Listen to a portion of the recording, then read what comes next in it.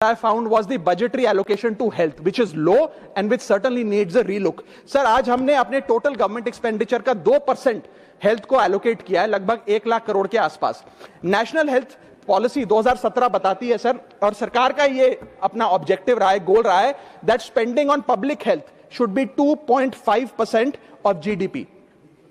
आज हम 2026 में खड़े हैं, हमारी पब्लिक हेल्थ पे स्पेंडिंग मात्र 0.5% ऑफ जीडीपी। हम अपने लक्ष्य से कोसों मील दूर हैं। जहां यूएस में 18% ऑफ जीडीपी हेल्थ केयर पे खर्च होता है, यूके में 12%, जर्मनी में 13%, स्वीडन में, नेदरलैंड में, डेनमार्क में, जापान में, स्पेन में 10% ऑफ जीडीपी खर्च होता है, क्योंकि वो देश जानते हैं कि जान है तो जहान है। लेकिन हमारे देश में मात्र 0.5% ऑफ जीडीपी हम अपने हेल्थ पे खर्च करते हैं, और इसके चलते आलम यह है कि सरकारी अस्पताल में अगर आप चले जाइए, which is called the backbone of India's health care, वहां पर आपको पुरानी जर्जर बिल्डिंग मिलेंगी, मैसिवली अंडरस्टाफ्ड हॉस्पिटल मिलेगा, ओवरवर्क डॉक्टर मिलेंगे, पॉपुलेशन के हिसाब से बेड नहीं मिलेगा, जांच के लिए मशीनें नहीं हैं, दवाइयों की कमी है, और अगर इलाज की, ऑपरेशन की डेट मिल भी जाए तो वो डेट इतनी दूर होती है तब तक मरीज चल बसता है। Sir, the reality is that Covid made us realise, and it was a wake up call for India's public health infrastructure, and I want to ask the house today, are we prepared,